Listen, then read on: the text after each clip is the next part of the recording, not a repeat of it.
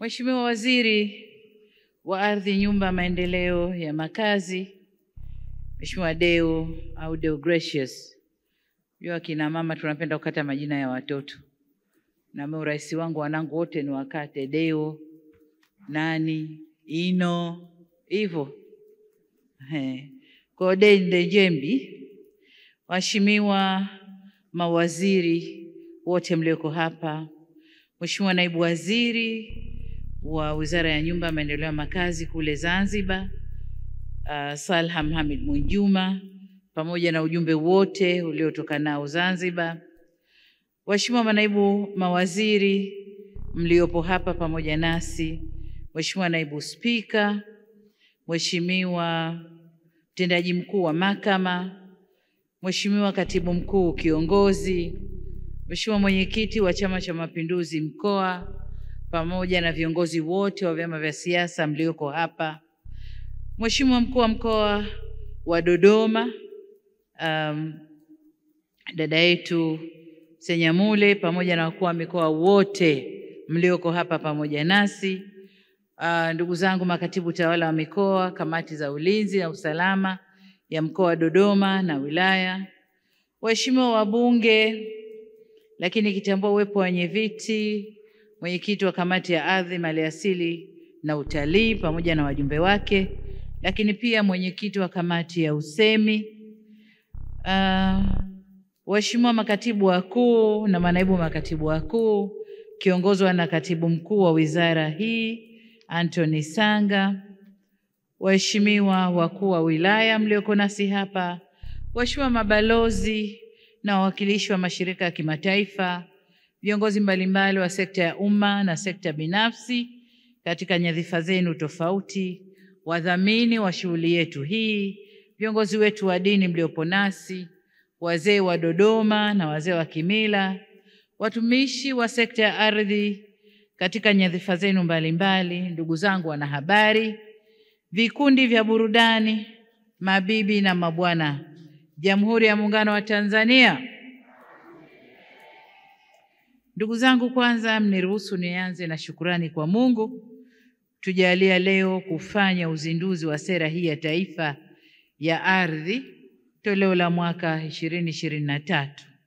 Tunamshukuru Mungu kwa kutuongoza kuandaa sera hii kwa ustawi wa nchi yetu.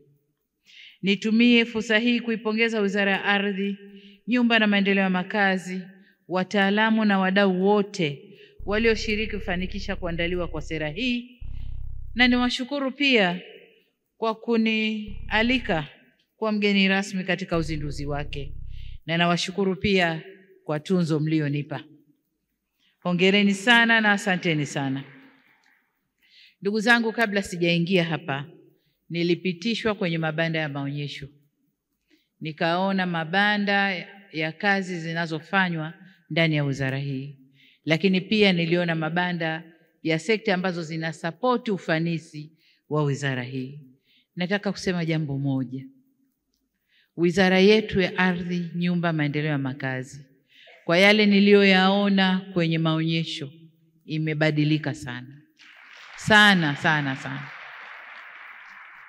Kutoka wizara ya migogoro, kutoka wizara ya uzembe wa makusudi, na sasa ni wizara ya maendeleo ya watu.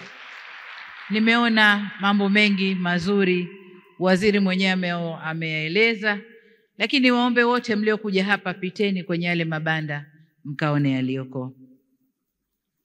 Ndugu zangu na ndugu wananchi, Baba wa Taifa Mwalimu Julius Nyerere aliainisha mambo makubwa manne ambayo nchi inahitaji ili kupata maendeleo.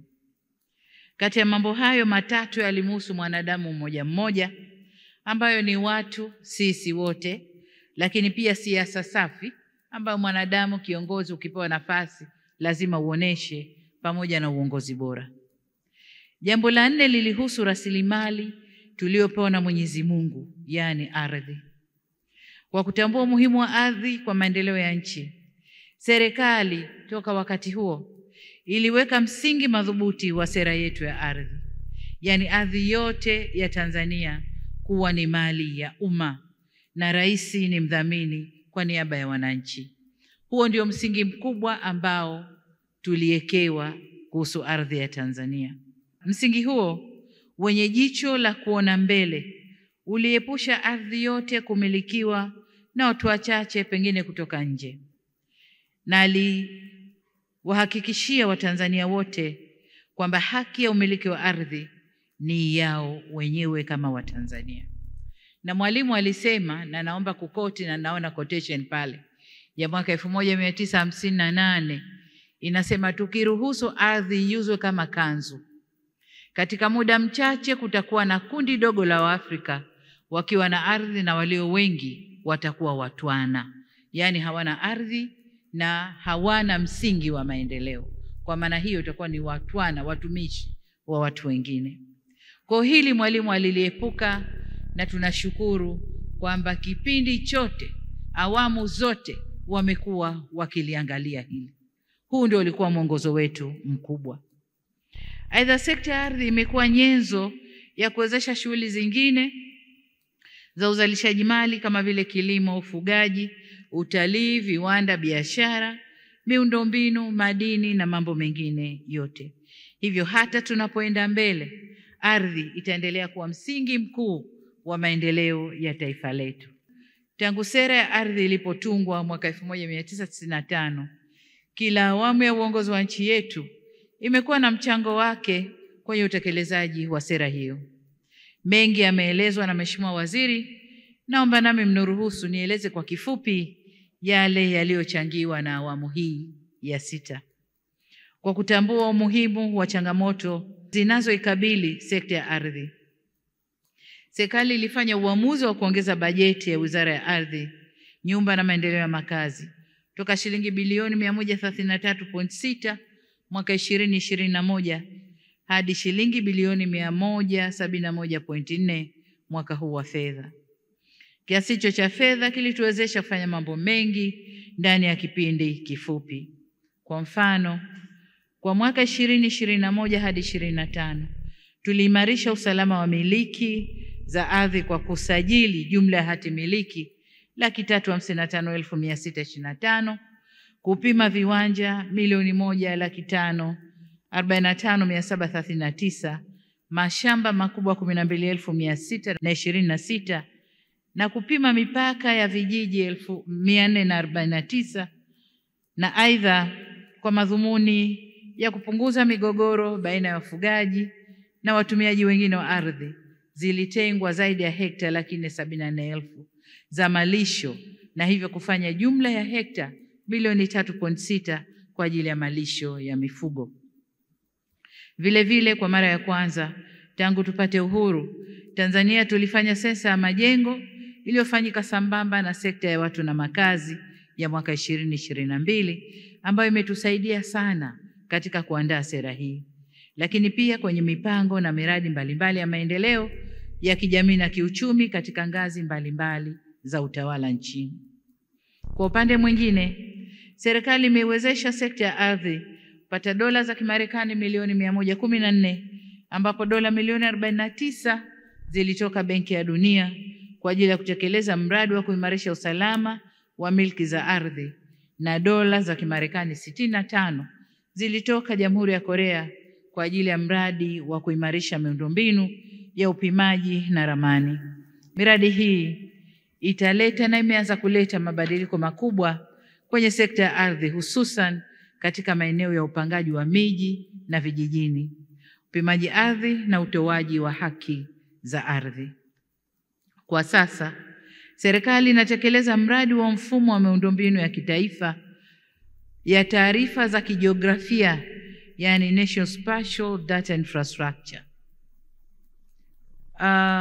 Na hii tukimaliza itatuwezesha kwenda kuchora ramani mpya ya Tanzania. Tanzania yetu ikoje?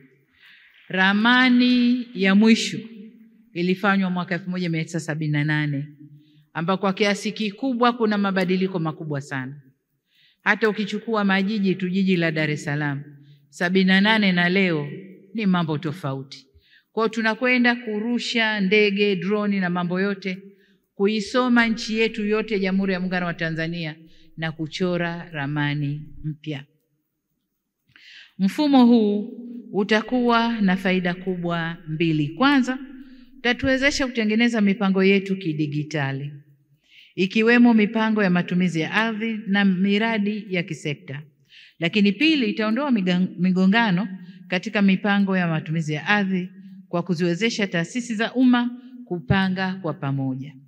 Sasa hivi ni kawaida kuona kwamba kwa mfano kuna eneo, kuna mradi unaendelea. Mradi tu kumalizika inakuja sekta nyingine.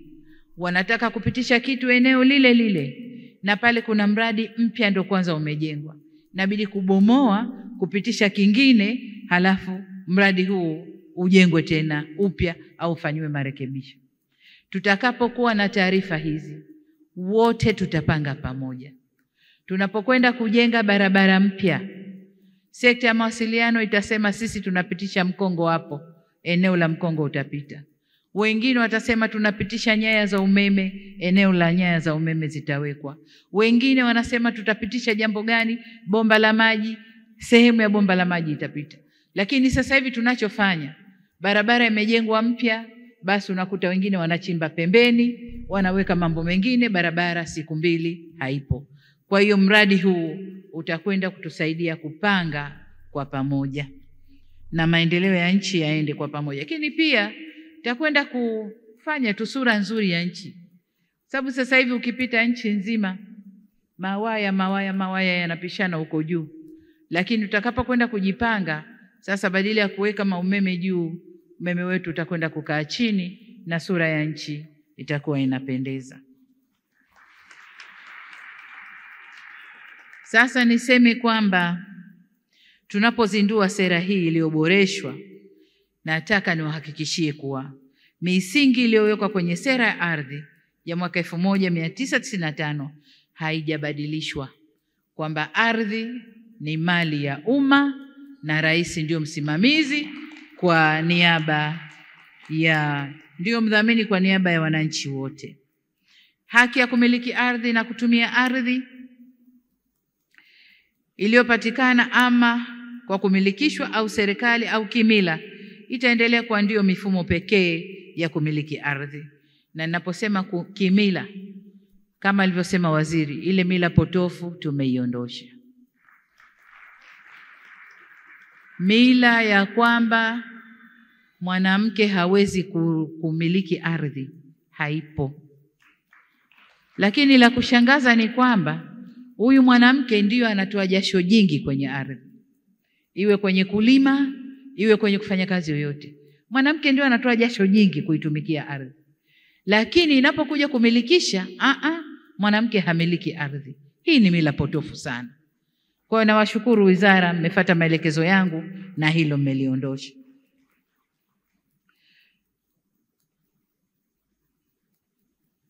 Kamishna wa ardhi ataendelea kuwa na mamlaka ya kipekee ya utawala wa ardhi nchini. Na hili Mheshimiwa Waziri, nimekusikiliza vizuri ukisema ngazi tofauti za utekelezaji wa mambo ya ardhi nchini, lakini na role au wajibu wa TAMISEMI katika mashughuli za ardhi. Kwa hiyo nitakuja kulisemea kule mbele. Lakini pia ardhi ya umma itaendelea kuwa katika aina tatu, yani ardhi ya hifadhi, ardhi ya kijiji na ardhi ya jumla. Raia wa Tanzania pekee ndio wenye haki ya kumiliki ardhi nchini, na wasio raia wana haki ya kutumia ardhi aidha kwa uwekezaji au jambo jingine, lakini kwa kukodishwa, na hana milki ya ardhi yetu. Lakini jengine, ardhi itaendelea kuwa na thamani itakayotambuliwa katika miamala ya ardhi.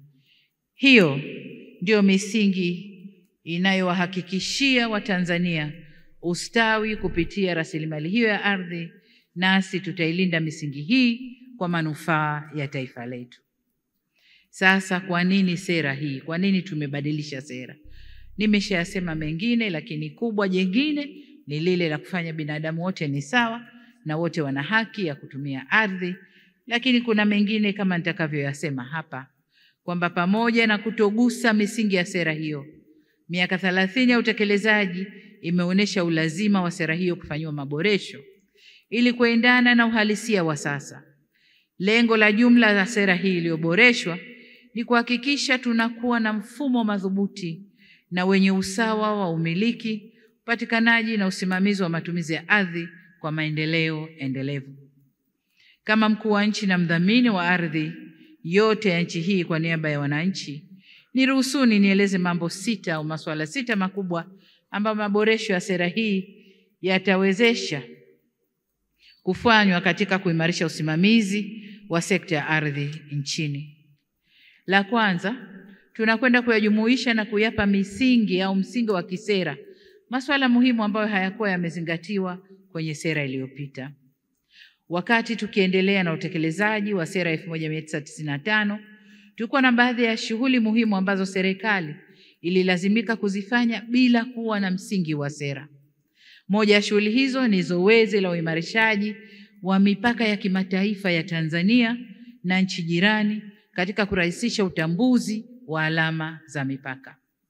Tumekuwa tukifanya kazi hii lakini bila kuwa na mwongozo wa sera. Sasa tumeamua kuweka kwenye sera ili tupe nguvu katika utendaji wake, lakini pia nguvu ya kutunga sheria au kurekebisha sheria za mipaka yetu. Zoezi hili linalotekeleza malengo ya Umoja wa Afrika ya kuimarisha ujirani mwema maeneo ya mpakani lilikuwa likifanyika kwa utashi wa kisiasa tu, na sasa tumeleka kwenye sera kwa kuweka bayana lengo la kuwa na mipaka kimataifa iliyoimarishwa na salama. Vile vile kwa kutambua fursa zinazoendelea kuongezeka kwenye uchumi wa buluu, sera hii imebainisha haja ya kuweka utaratibu wa kisera wa kusimamia uchumi wa rasilimali zilizoko kwenye maji kwa kupima na kumilikisha ardhi katika maji ili rasilimali hii itumike kwa ufanisi na tija na kuleta manufaa endelevu. Hivyo tumejumuisha kwenye sera lengo la kuweka utaratibu wa upimaji wa ardhi katika maji. Kwenye hili nadhani huwa mnasikia mara tunabishana na huyu, ziwa limesogea huku, ziwa limerudi huku, mara tunabishana na huyu, mto umezidi huku, huu umezidi huku. Kwa hiyo tunakwenda sasa kupima. Tunajua ni changamoto. Kuna diplomasia ya kutosha lazima itumike ili kuelewana na majirani na tuweze kupima na tujue Tanzania tunakwenda mpaka wapi na kuviepusha vizazi vyetu vijavyo na migogoro ya ardhi na mipaka huko baadaye. Aidha, tumekuwa na ongezeko la kiwango cha biashara kinachohusu sekta ya milki, yani real estate, na wadau wa sekta hiyo pia wameongezeka. Licha ya ukuaji huo, mchango wake kwenye pato la taifa umekuwa pia ila sio mkubwa ikilinganishwa na fursa zilizopo. Tuna fursa nyingi hatujazitambua. Sasa sera hii kwa miaka ijayo tunatarajia sekta ya milki itashuhudia ukuaji mkubwa sana. Hivyo tumejumuisha kwenye sera lengo la kuimarisha usimamizi wa soko la ardhi hapa nchini. Kama nilivyosema, kuna watu wengi wangependa kuja Tanzania kusaidiana na ule mradi uliooneshwa wa makazi ambao uko chini ya shirika letu la nyumba. Wangependa kuja sekta binafsi na wenyewe kujenga, lakini sera yetu haikuwa clear. Kwa sasa hivi tukisha kuweka sera, tunatunga sheria, waje wajenge, lakini si kwa kuamilikisha ardhi, ni kwa kodisha ardhi, na watusaidie kupunguza tatizo la makazi. Lakini jambo la pili, tunakwenda kuongeza kasi ya usajili wa ardhi. Licha ya hatua tulizopiga katika upimaji, takwimu zinaonyesha kuwa takriban 75%, amesema vizuri waziri, ya ardhi nchini bado haijasajiliwa. Hali hii sio tu inachangia upotevu wa mapato, bali inaleta pia hali ya kutokuwa na usawa, kwani baadhi ya wamiliki wa ardhi wanalipia umiliki wa ardhi na wengine hawalipii. Hii si sawa na sio haki. Katika hili tumebaini kwamba sera iliyopita haikuwa na sharti la kuwataka wamiliki kusajili ardhi yao. Sasa Tunataka kila kipande cha ardhi ndani ya nchi hii kipangwe, kipimwe na kisajiliwe. Kwa wale mliokuwa na vijumba vyenu kule ambako mabwana ardhi hawafiki mara kwa mara, sasa kila mmoja anakwenda kupimiwa, anasajiliwa, na kila mwaka ukizunguka ardhi ile ailipie kama sheria zinavyosema. Katika kuwezesha hili, tutahakikisha kuwa upangaji, upimaji na umilikishaji wa ardhi unarahisishwa ili kuwezesha wananchi kumiliki ardhi, na tumerahisisha. Ukipita kwenye mabanda maonyesho kule mtaona jinsi wizara ilivyorahisisha upimaji, upangaji na umilikishwaji wa ardhi kwa wananchi. Pamoja na kusajili kila kipande cha ardhi, tutaongeza usalama wa milki. Ile hapa pangu, hapa sio, hapa pangu, hapa sio, sasa itakuwa haipo. Kuna kesi kadhaa. Mtu ana ardhi yake, kajenga kijumba chake, wanatokea matapeli huko, wanakwenda kushirikiana na wengine ndani ya wizara, wanabadilisha hati, basi inakuwa ugomvi mahakamani, mwenye haki ananyang'anywa.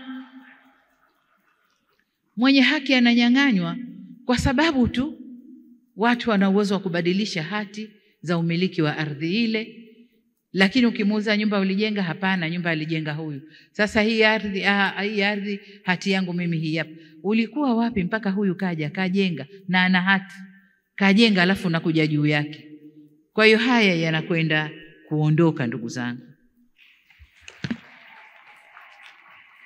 Jambo la tatu, tunakwenda kuimarisha uwezo wa utatuzi wa migogoro ya ardhi.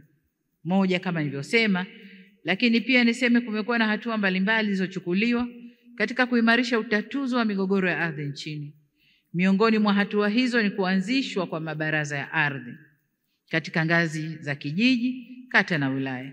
Kwa kiasi chake, mabaraza haya yamesaidia katika utatuzi wa migogoro, japo bado tunaona kuna nafasi ya kuboresha zaidi. Yamesaidia, wakati mwingine yenyewe yanaibua migogoro. Kwa hiyo tumeona kuna haja ya kuyaboresha zaidi. Hivyo kupitia sera hii, tunakwenda kupitia upya mfumo wa mabaraza ya ardhi na kuimarisha mifumo ya udhibiti wa vyanzo vya migogoro ya ardhi. Tuna imani kuwa sera hii itatusaidia sana katika kukabili migogoro ya ardhi kwa kutumia tehama. Tukitumia tehama, hakuna tena ule uwezo wa kwenda kwenye library tuliooneshwa, kwenda kutafuta faili moja moja, na ofisa akichoka amekwenda saa 7-8 mchana, tayari kichwa kimeshabadilika, anapekua haoni, anasema bwana hakuna miliki ya ardhi hii, anatoa hati kwa mtu mwingine. Hii inakwenda kuondoka, sababu ukiweka kwenye mtandao umeweka. Na uzuri ni kwamba mitandao hii inasomana. Ukisha kuweka kwako ardhi, TRA atasoma, kule kwenye urithi sijui na vifo itasoma, kwenye NIDA itasoma, kila pahali itasoma. Sasa tumuone yule mwanamume shujaa wa kwenda kubadilisha hati za watu.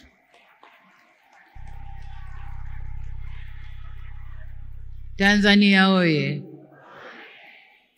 Jambo la 4, tunakwenda kuimarisha uthamini na ulipaji wa fidia. Pamoja na uwepo wa sharti la kulipa fidia kwenye sera iliyopita, katika utekelezaji tumebaini upungufu katika utaratibu wa malipo ya fidia ya ardhi na mali. Hali hii imeleta malalamiko makubwa sana miongoni mwa wananchi kuhusu mchakato wa fidia, ikiwemo tathmini, ucheleweshwaji na mapunjo. Kupitia sera hii, tutaimarisha mfuko wa fidia ya ardhi ili kurahisisha ulipaji wa fidia ya ardhi kwa haki, kwa wakati na thamani halisi. Tunapoimarisha mfuko huu, ni vizuri watumishi wanaoratibu suala la fidia wakabadilika. Mmefanya vya kutosha, sasa basi muende mkafanye kazi kwa weledi na kusimamia haki ili wananchi wapate fidia kwa wakati na kwa kiwango sahihi. Na vizuri, narudia tena, mambo haya tathmini na nini zitafanywa kiteknolojia, kwa hiyo haitakuwa rahisi kuweka udanganyifu huko ndani. Jambo la 5, tunakwenda kuimarisha uwekezaji katika uendelezaji wa ardhi. Kutokana na ongezeko la idadi ya watu, nchi yetu ina mahitaji makubwa ya makazi. Jitihada mbalimbali zimefanyika kupitia serikali, mtu mmoja mmoja, mashirika ya umma na sekta binafsi. Hata hivyo, mahitaji ya makazi bora bado ni makubwa, na hivyo uwekezaji zaidi unahitajika. Sera iliyopita haikuruhusu wawekezaji kwenye sekta ya milki, yani real estate, kutoka nje ya nchi kuuza nyumba zinazojengwa.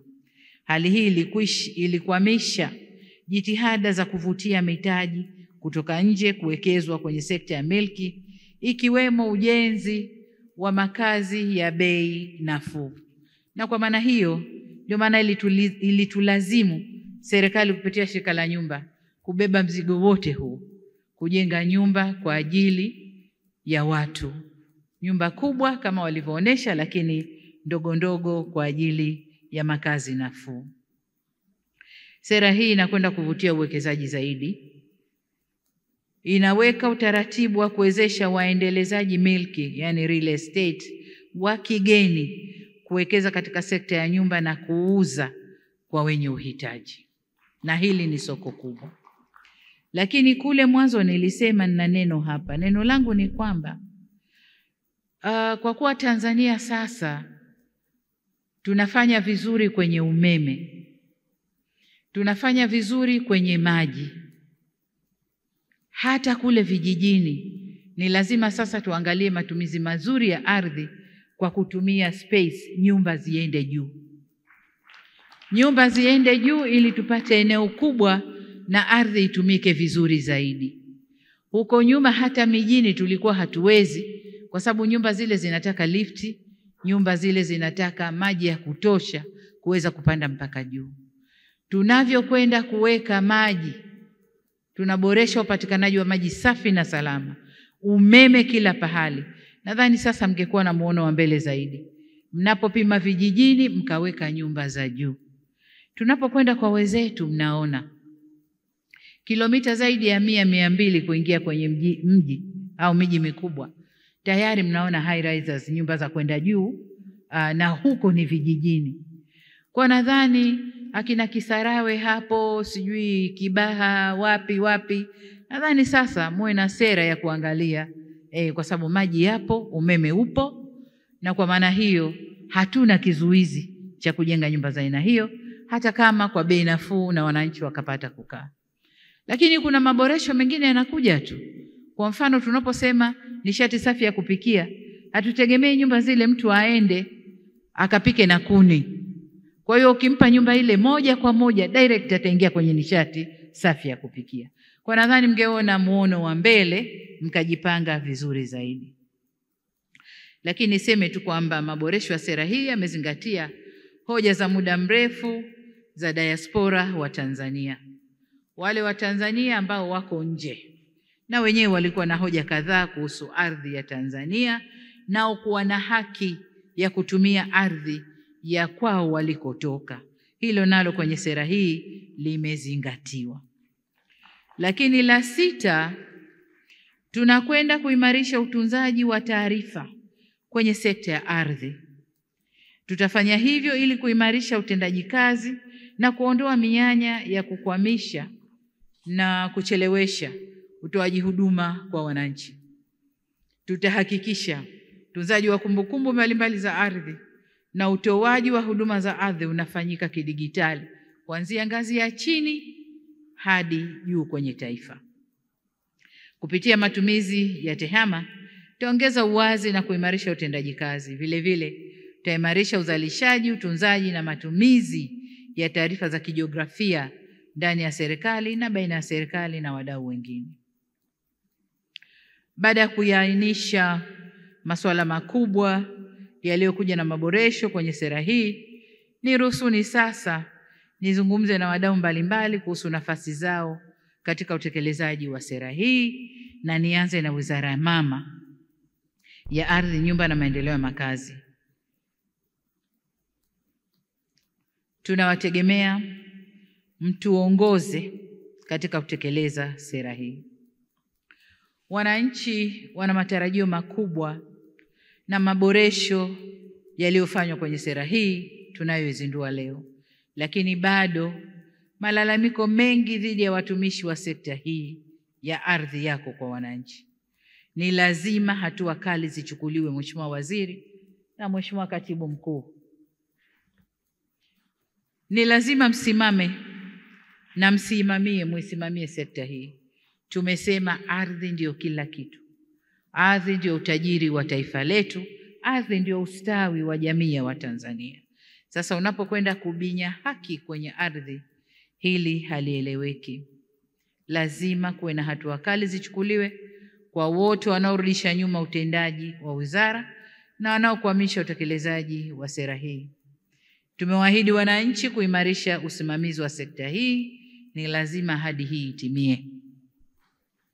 Lakini katika kuimarisha usimamizi, Mheshimiwa Waziri na management ya wizara, kuna jambo na nilikuwa nakusikiliza vizuri wakati unasema tunafanya katika ngazi hii, tunashikiana.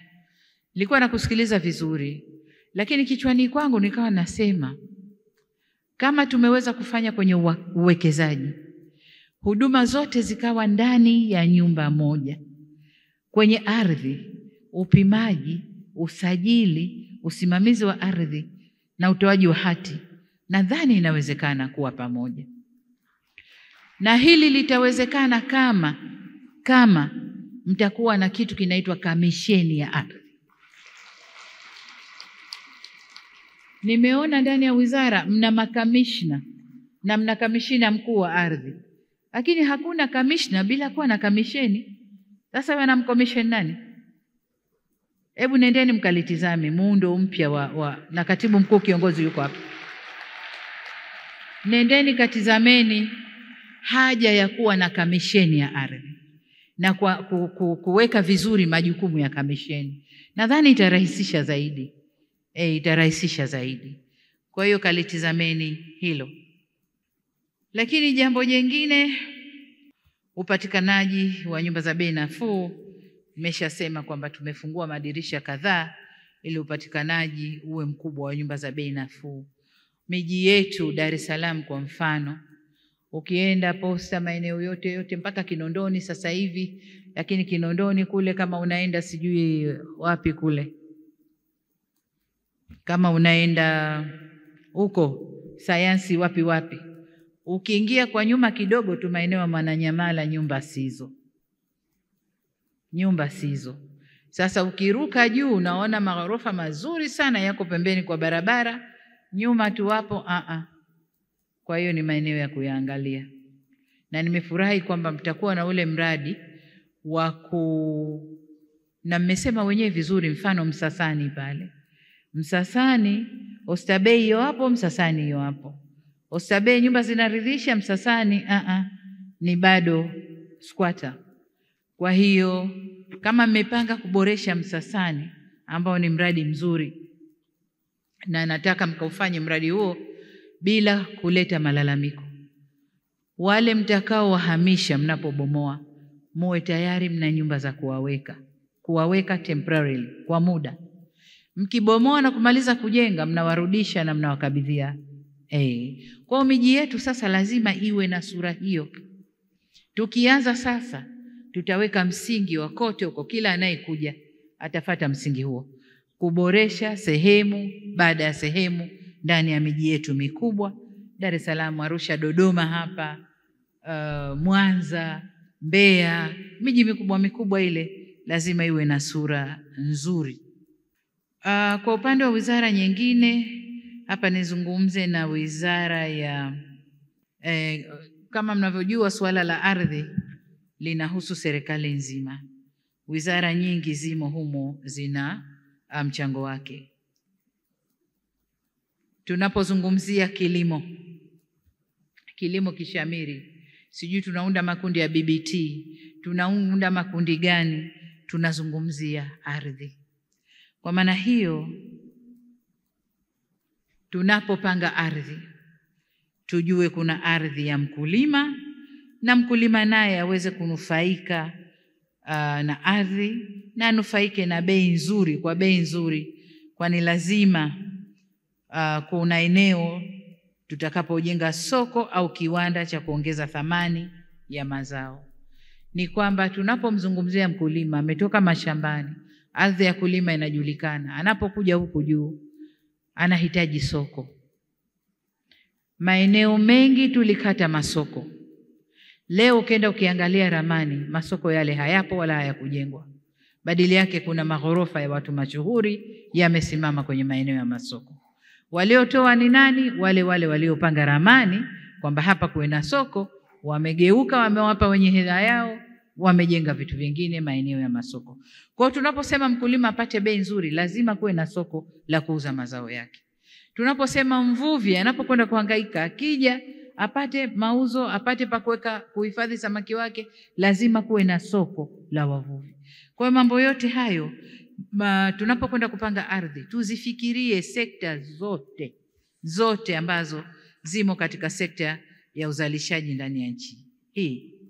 Sasa ili haya yafanyike, ni muhimu kuwa na ushirikiano na uratibu mzuri, na hapa tutahitaji ofisi ya waziri mkuu kuratibu mambo yote haya.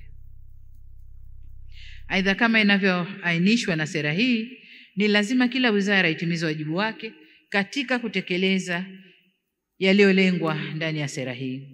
Nikitolea mfano mmoja tu, Wizara ya Kilimo kama nilivyosema, au Uvuvi, lazima wote shughuli zile za kila wizara ziweze kutiliwa maanani. Kwa upande wa Wizara ya Fedha kwa mfano, jukumu la wizara hii ni kutafuta rasilimali fedha na kupendekeza hatua za kikodi zinazoweza kuleta nafuu zaidi kwenye shughuli za upimaji, ili tuweze kuongeza ushiriki wa sekta binafsi kwenye upimaji, lakini pia kuchochea ujenzi wa nyumba bora na za bei nafuu kwa vijana na wahitaji wengine. Hiyo ni kazi ya Wizara ya Fedha, mbali ya kutafuta fedha ya kufanya miradi inayosimamiwa na wizara, lakini Wizara ya Fedha itusaidie kwenye mipango ya kikodi ndani ya sekta hii, tuweze kupata fedha zaidi, kuzalisha fedha zaidi na kusimamia miradi zaidi. Kwa upande wa mamlaka za serikali za mitaa, wao wana jukumu la kuhakikisha mnasimamia mipango miji, lakini hapa sasa itakuja ile kazi ya kamisheni.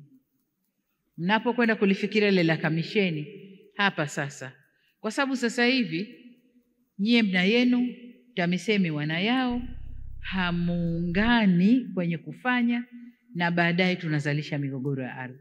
Lakini kukiwa na kamisheni, watakoordinate yaliyoko TAMISEMI kwenu, wizara, nani, na mambo yanaweza yakawa vizuri. Lakini kwa upande wa sekta binafsi, tunategemea ushiriki wao zaidi kwa kuongeza mitaji nafuu ili kuwezesha uendelezaji wa umiliki wa makazi. Tuongeze kasi ya upimaji na urasimishaji na uendelezaji. Vile vile tuongeze uwekezaji zaidi kwenye nyumba kama nilivyosema, na zaidi tunazungumza nyumba za bei nafuu. Tunayemlenga hapa ni kijana ambaye leo anaanza maisha, ambao wanaishia huko kwenye nyumba za kupanga chumba kimoja. Vijana wetu leo wana mambo chungu mzima, lakini akipita hivi shangazi anamtizama kwa huku, akipita hivi huyu anamtizama kwa huku, mara watu wakae nje wangoje huyu kijana kapita na nani, anamtoa saa ngapi.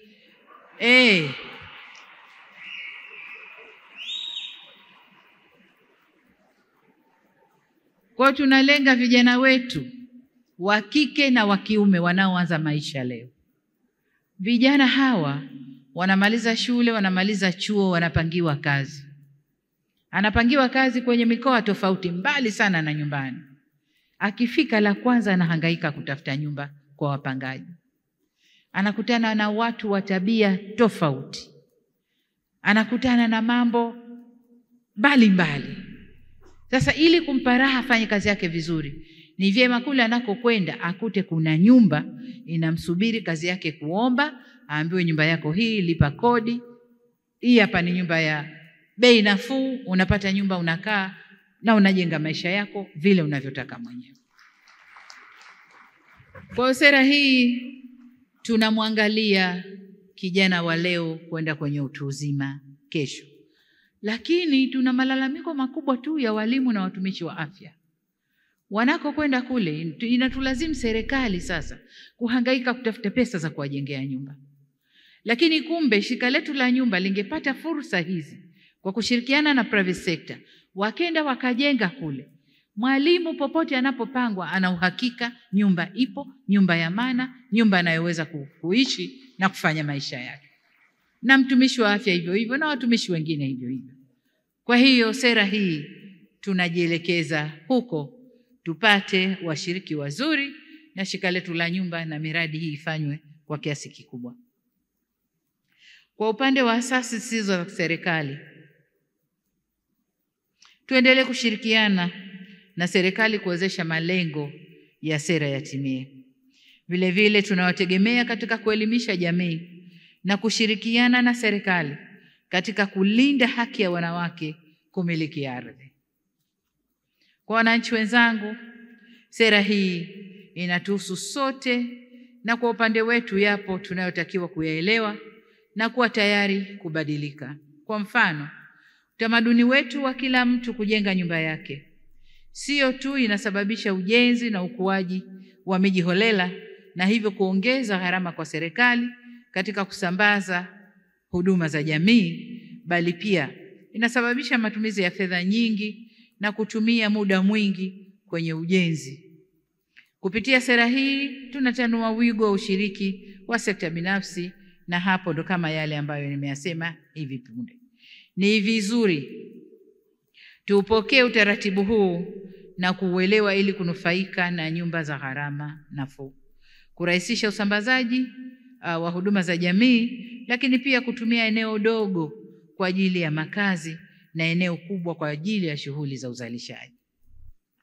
Jambo jingine kwa wananchi wenzangu ni kuwakumbusha kwamba swala la usajili wa ardhi sasa ni hitaji la lazima.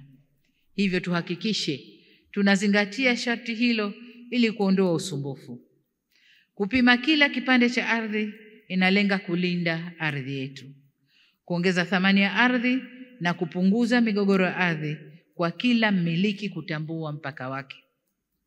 Vile vile usajili wa ardhi unaongeza fursa za kiuchumi ikiwemo upatikanaji wa mitaji. Hivyo twendeni tukasajili ardhi yetu. Napokwenda kuhitimisha, ndugu zangu, niseme kwamba mafanikio ya sera hii yatategemea sana utekelezaji wake na mabadiliko ya kifikra. Wenzetu mlioko kwenye sekta hii ya ardhi, niseme ukweli hapa kwamba hamsemwi vizuri na jamii. Mnasemwa kwa kutoa kiwanja kimoja kwa watu zaidi ya mmoja. Wakati mwingine ni mazingira yanayofanya hivyo, wakati mwingine ni makusudi. Kuna kamdudu kale kanatembea, kamdudu kenye ari ndogo. Rushwa inawafanya mfanye vitendo vya ovyo sana. Niwaombe sana watumishi kwenye sekta hii, kila mmoja sasa aseme na moyo wake, aseme na kwenda kubadilika na kuhudumia nchi yangu. Yanayotokea ni kubatilisha haki kuwa halali na halali kuwa batili. Hili Mungu halipendi hata kidogo. Mwenye haki unambatilisha, lakini asiye haki unamhalalisha. Hili Mungu halipendi hata kidogo. Kwa niwaombe sana watoto wangu, wanangu, ndugu zangu mlio kwenye sekta hii, badilike. Lakini pia mnasemwa kwa ucheleweshaji wa hati kwa makusudi. Leo nimezindua mradi wa utoaji wa hati ambao unakwenda kufacilitate, kuharakisha utoaji wa hati. Kwa hili kupitia mradi wenu ule linakwenda kuondosha hili. Hongereni sana. Hongereni sana. Lakini pia mnasemwa kwa kujilimbikizia viwanja kwenye miradi mbalimbali. Kama mnapima viwanja 3,000, basi viwanja 300, 400 ni vya watumishi wa ardhi. Vinawekwa pembeni huko, na wenye haki ya kupata maeneo yale, hata kama ni mashamba mmechukua ya watu, sema hapana, ardhi yote ni mali ya serikali, shamba lako ili utapata viwanja 2 hivi hapa, vilivyobaki huko kote wanapewa wengine. Kumbe mmejiwekea wenyewe akiba yenu. Hili nalo halikubaliki. Sasa mtakwenda kuumbuka kwenye utumiaji wa tehama, kwa sababu viwanja vile aidha vitakuwa havina majina au vina majina bandia, hayana national ID, hayana ile kitambulisho cha taifa. Kwa hiyo tutavijua kwamba ni vitupu na watapewa wananchi. Kwa hiyo Mheshimiwa Waziri kasimamie hii. Tunapokwenda kuanza utekelezaji wa sera hii, ni vyema kila mmoja katika sekta ya ardhi, lakini na TAMISEMI pia, mbadilike, msiwe mvinyo ule ule kwenye chupa mpya, kwa sababu sera ni mpya lakini watu ni wale wale na tabia ni zile zile, hatutasogea, hatutakwenda. Lazima mbadilike, sera mpya na watu mwe wapya. Sio wapya physically, hatuwezi kuwatoa wote tukaweka wengine, lakini nyoyo zenu ziwe mpya, zibadilike na mkusudie kuifanyia kazi nchi yenu. Kwa nendeni kafanyeni kazi, msisubiri tuwabadilishe, badilikeni wenyewe, msisubiri tuwabadilishe. Lakini pia leo hii katika uzinduzi huu nimegawa vitendea kazi. Nimetoa magari mangapi waziri? 70 ngapi? 70. Magari 70 kwa maafisa ardhi kote huko kwa mawilayani na wapi huko. Hakuna sababu ya afisa ardhi kukaa ndani ya ofisi tu. Ni lazima mzunguke, mjue migogoro iliyoko, mjue wapi kuna nini, na muweze kutoa suluhisho ya migogoro iliyoko. Kwa hiyo gari zile mnaona pale, gari zile zikatumike kwa makusudi yaliyokusudiwa, ziende zikafanye kazi ya kuhudumia wananchi. Lakini kubwa, zitunzwe. Isiwe tena bwana mkubwa ushakabidhiwa gari na ni nzuri, mahadtop mazuri kweli kweli, hasa we kazi yako kukishusha sketi, umepandisha kilemba, ukishusha kilemba,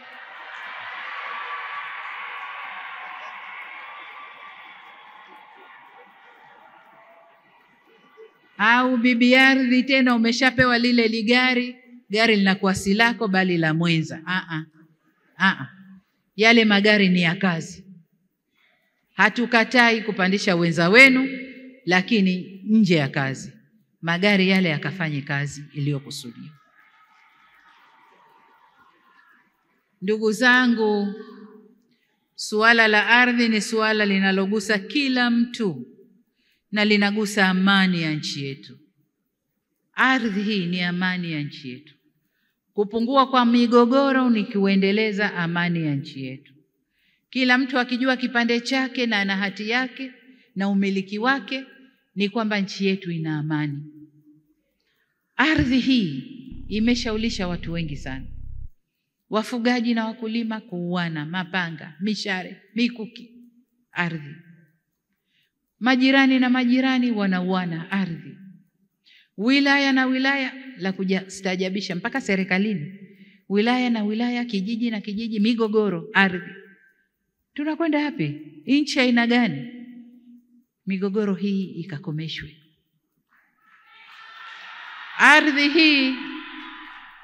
Ardhi hii ndiyo amani ya nchi yetu.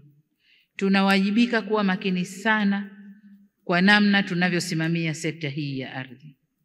Aidha, tukisimamia vizuri sera hii, itatusaidia sana kuboresha zaidi maisha ya wananchi na kuleta mageuzi zaidi vijijini, zaidi rural transformation, mageuzi kule vijijini. Ndio kwenye migogoro mingi. Twendeni tukalete mageuzi. Tukapunguze uhamiaji kutoka vijijini kwenda mijini. Unajua nini? Wale wenzetu mifano niloitoa kule nje. Mtu yuko kijijini kabisa, nyumba yake ya ghorofa kubwa na flati yake yupo, ana umeme, ana maji. Kuna maeneo ya biashara yamejengwa kijijini. Kama ni supermarket haya, kama ni soko haya la kisasa liko kule. Ana viwanja vya michezo, na nimeona leo katika mradi ule wa shirika letu la nyumba, kuna nyumba zinajengwa, viwanja vya michezo, garden ziko juu ya ghorofa huko. Watu wanakwenda kucheza. Sasa hayo tukiyaweka vijijini, tunapima eneo, viwanja vya michezo vinatengenezwa vizuri na kila kitu. Anachokiona mtu aliyeko Dar es Salaam ndicho anachokiona mtu aliyoko kule. Mtandao wa simu uko perfect, anaupata, umeme haukatiki na mambo mengine. Anakuja mjini kufuata nini? Anakuja kufuata nini? Tena kule maisha yanakuwa rahisi zaidi.